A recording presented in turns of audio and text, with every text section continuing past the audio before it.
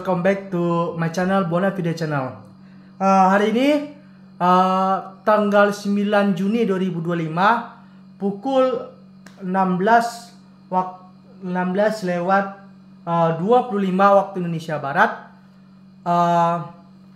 Hari ini saya akan membuat video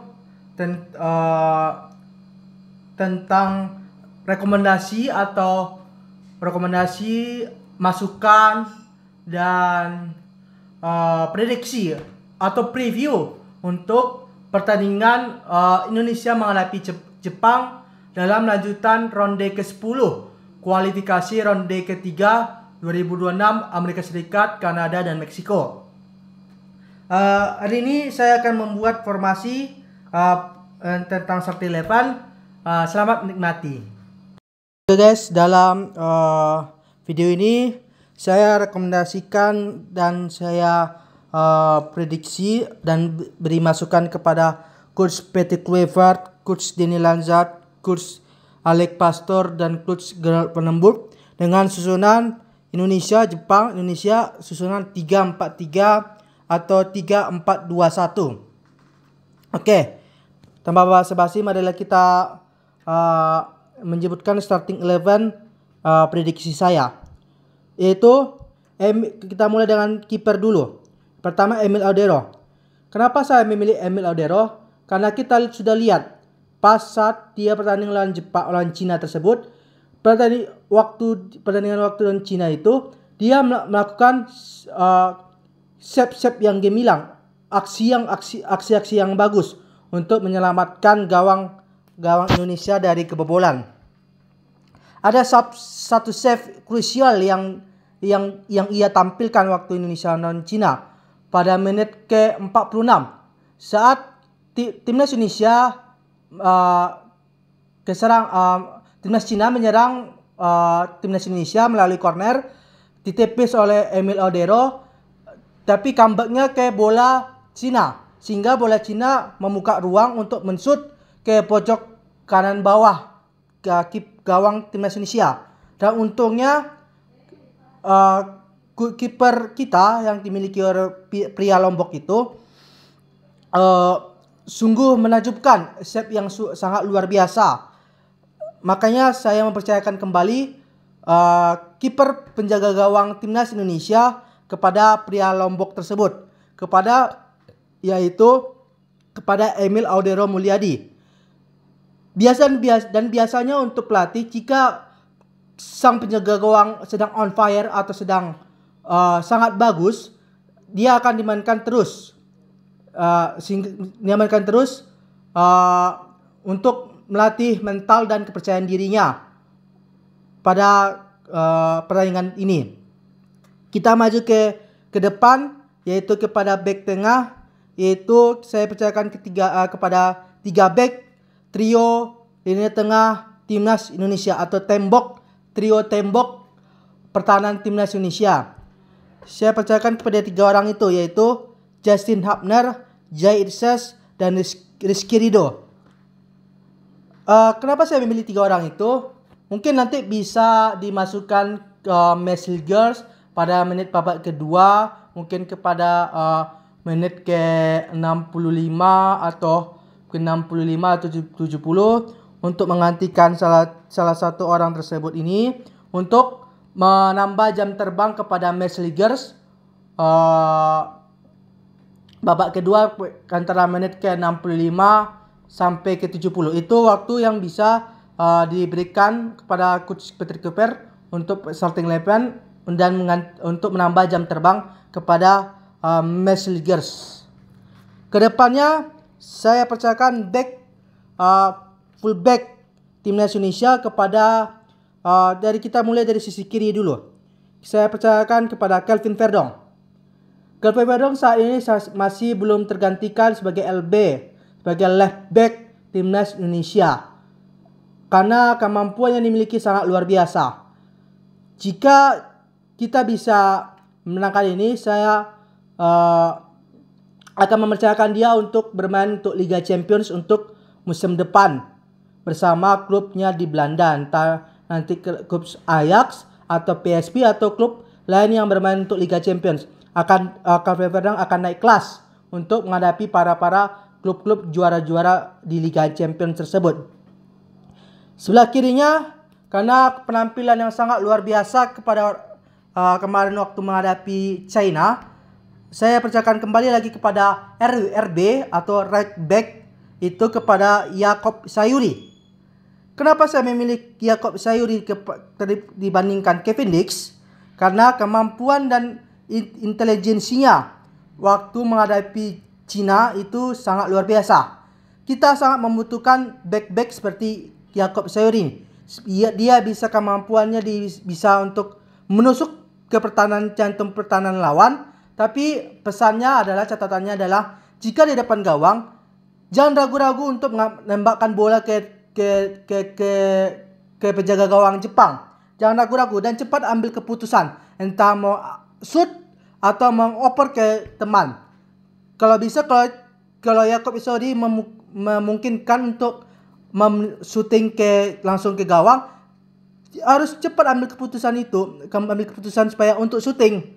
Nggak apa-apa, shooting aja. Siapa tahu kiper Jepang grogi dan gagal untuk menangkisnya atau menangkapnya dengan benar, sehingga kita dapat cetak gol terlebih dahulu dan dengan cepat.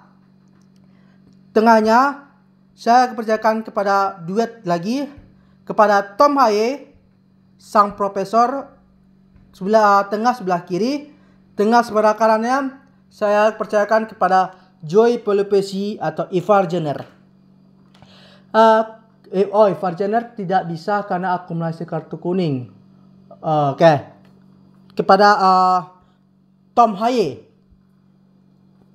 dan duet Tom Haye dan Joy Pelupesi.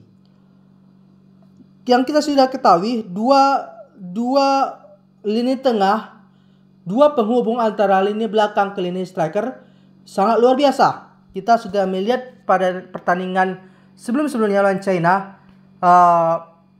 Tom Haye itu tidak bisa melakukan lebih karena Tom Haye dikunci pemain Cina, sehingga tidak bisa dia melakukan kreativitasnya mendistribusikan bolanya ke lini depan timnas Indonesia. Dia yang terkunci dari penjagaan pemain-pemain China, sehingga jika terkunci, Tom Haye sang pengatur lini tengah kita percayakan untuk penyerangan timnas Indonesia kepada Kakariki Kambuaya.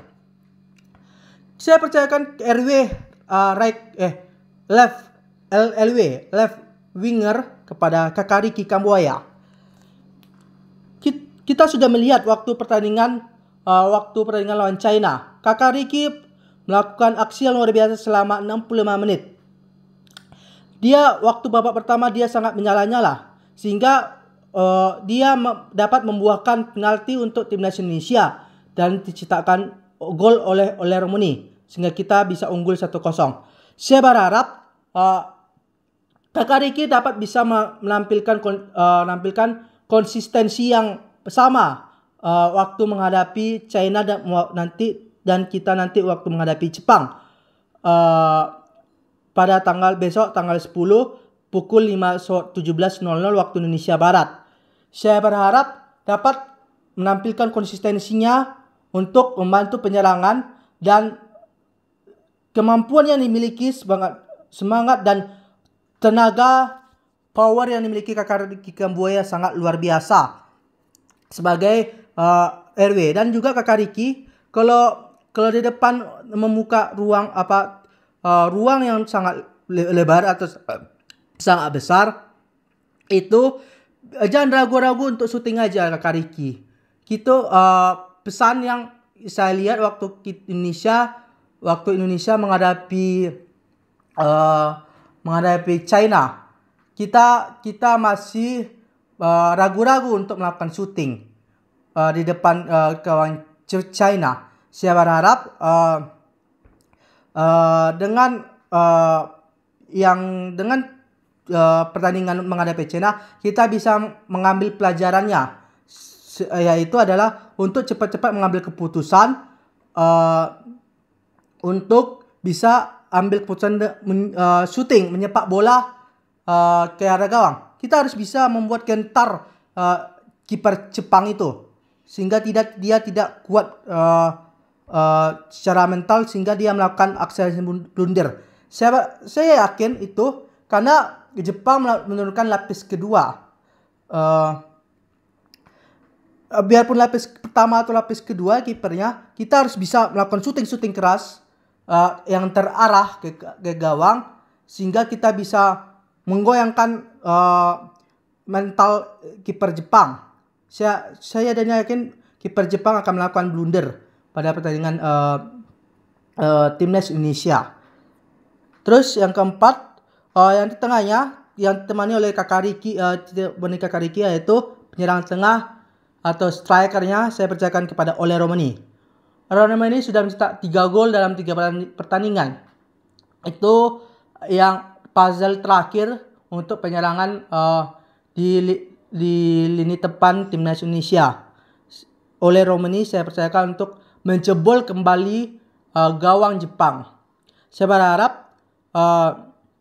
juga dia bisa lebih bisa memanfaatkan ruang-ruang sempit. Saya percaya juga waktu menghadapi Jepang, Jepang tidak akan membiarkan kita menguasai bola selama-lama mungkin. Dia pasti akan lebih cepat memarking pemain-pemain timnas kita, sehingga kita harus cepat mengambil keputusan dan harus cepat membagikan, mendistribusikan bola itu, mempasin bola itu ke teman atau menshooting bola ke arah gawang secara keras dan efektif. Harus bisa memanfaatkan peluang-peluang sekecil mungkin di pertahanan Jepang untuk menciptakan gol. Di sisi kanannya, saya melihat waktu pertandingan lawan China, Egy Maulana Fikri pada babak pertama dia sangat menyala-nyala, sangat bagus di babak pertama. Saya lihat dan pas saat babak kedua dia kayaknya udah mulai keletihan. Tidak bisa bermain secara 90 menit full. Jadi saya pada pertandingan terakhir ini, pertandingan ke-10 ronde ketiga kualifikasi Piala Dunia 2006, saya percayakan kepada di sisi kanannya right wing kepada Beckham Putra atau Marcelin Ferdinand. Kenapa saya percayakan Beckham Putra mengisi RW penyerangan timnas Indonesia dibandingkan Egy Maulana Fikri?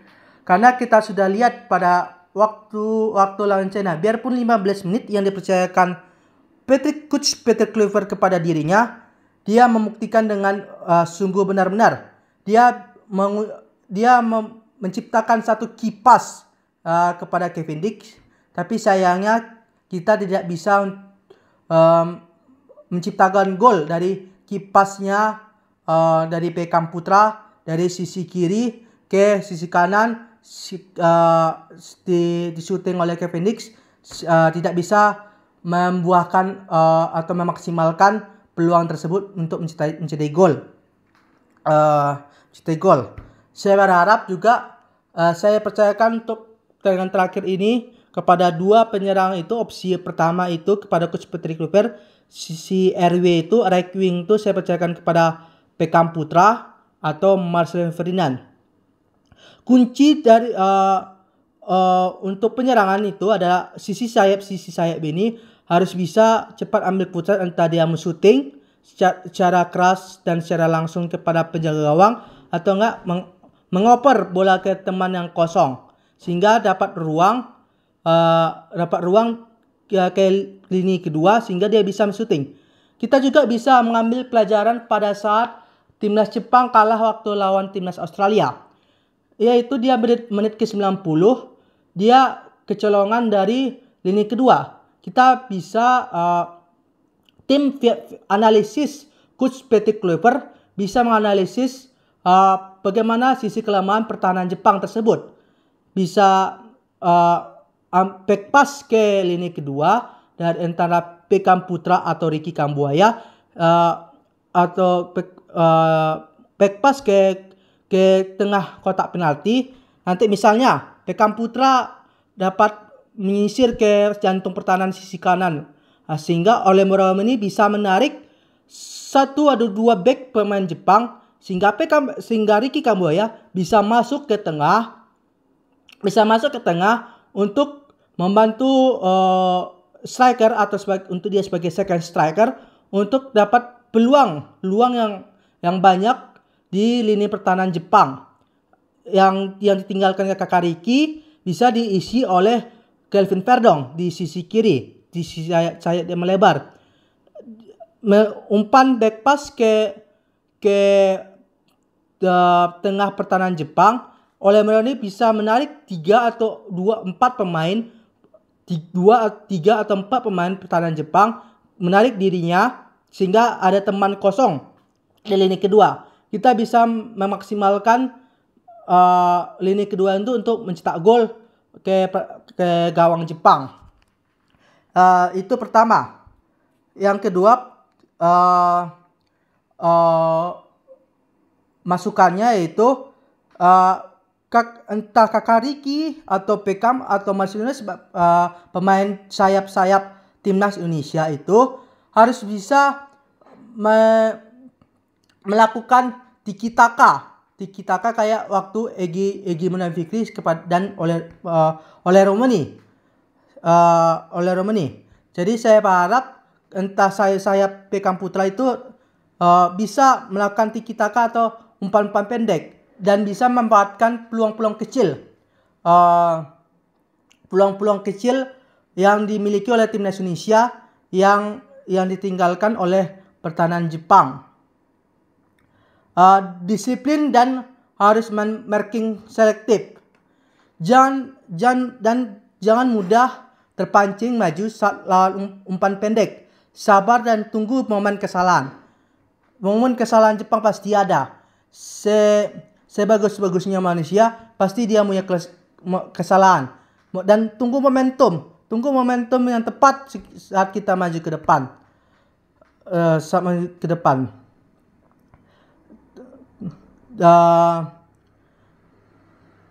Terus saring itu yang pertama, yang kedua itu, yang ketiga harus saring komunikasi dan koordinasi tim. Kita harus bisa meningkatkan komunikasi antar pemain selama latihan untuk memastikan koordinasi yang baik untuk di lapangan. Yang kapan kita bisa menyerang dan kapan kita bisa bertahan. Terus pastikan pertahanan tim tetap solid dan menjaga formasi dan diselipin dalam menjaga posisi. Saya berharap kita dapat menjaga tim dengan solid dan menjaga formasi, karena saya tahu pemain Jepang yang licik, Jepang yang cerdik itu seperti Takafesa Kubo. Kita harus jaga dia mungkin masuk babak kedua. Kita lihat waktu menghadapi Australia di Australia, biarpun Takafesa Kubo dan nomor 9 striker Jepang itu. Terus gunakan terus sebagai back yaitu gunakan formasi defensif yang kuat untuk menutup ruang dan mengurangi peluang lawan. Itu gunanya Justin Hamner, Jaises dan Diskrido. Oh ya, satu lagi, kita harus bisa memaksimalkan atau memanfaatkan transisi cepat antara positif dan negatif. Jika kita melakukan penyerangan, kita harus melakukan transisi cepat positif kalau bisa selama 10 detik ke depan. Jika kita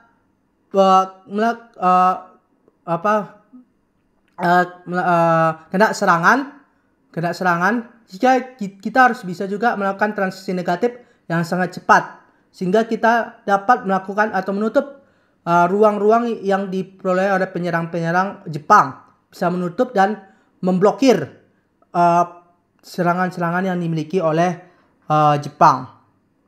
Terus usahakan juga untuk mengatur bola, mengatur tempo permainan agar lawan kesulitan untuk mengembangkan strategi mereka.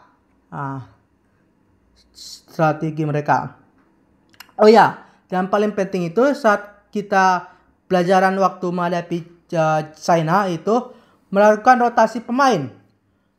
Lakukan rotasi pemain untuk menjaga kebugaran dan menghindari kekelelahan, terutama di pertandingan yang padat. Waktu kita bisa melihat itu waktu lawan China. Waktu lawan China, kakak Ricky Kamboya sudah kelelahan pada menit ke-65 dan belum diganti-ganti oleh coach Peter Clever and team. Saya berharap untuk pertandingan lawan Jepang kita harus bisa selektif dan harus bisa melakukan aksi rotasi pemain yang tepat untuk menghadapi Jepang sehingga kita bisa dapat meraih 3 poin. Terus taktik yang fleksibel, saya berharap pada coach Peter Clever, Alex Pastor dan Denny Lanzard dan Kenneth Veremburt menyiapkan beberapa skema taktik yang bisa terapkan sesuai dengan situasi di lapangan. Jika tidak berhasil dengan plan A, gunakan plan B. Kalau nggak bisa gunakan plan B, gunakan plan C. Sehingga kita dapat meraih kemenangan dan memaksimalkan poin di sisa terakhir ronde ketiga kualifikasi Piala Dunia 2026.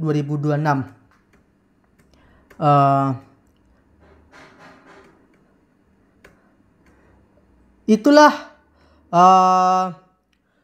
setelah itu semua nanti tinjau rekaman pertandingan. Setelah pertandingan nanti tinjau rekaman untuk menganalisis kinerja dan mencari area yang perlu diperbaiki untuk kita melanjutkan ronde keempat kualifikasi Piala Dunia 2026 yang akan diadakan bulan Oktober. Setelah dilakukan itu semua, tinjau lagi rekaman supaya kita bisa mengambil pelajaran-pelajaran apa yang bisa kita rubah untuk lebih baik lagi di ronde keempat. Demikianlah skema prediksi, preview, masukan dan rekomendasi kepada coach Peter Clever, Denny Lanzard, Kenneth Veremburt dan Alex Pastor untuk skema dan formasi apa strategi apa yang cocok kita gunakan untuk menghadapi Jepang. Squad atau tim oleh coach Peter Clever sangat luar biasa. Saya sebagai fans timnas Indonesia dan sebagai pundit bisa untuk memberitahu rekomendasi dan memberi masukan kepada tim. Semoga ini bisa dieksekusi dengan benar dan kita dapat meraih kemenangan. Oh ya, dan saya berharap satu lagi, kita sebaiknya dan seharusnya kita harus mendapat cetak gol terlebih dahulu yang lebih cepat daripada Jepang. Kalau bisa 2 gol di babak pertama sehingga kita bisa mengunci rapat-rapat kemenangan itu. 3 poin terakhir di kandang Jepang di Osaka Stadium. Semoga kita dapat diberkahi oleh Tuhan dan dapat memenangkan pertandingan ini. Semangat timnas Indonesia. Ciao.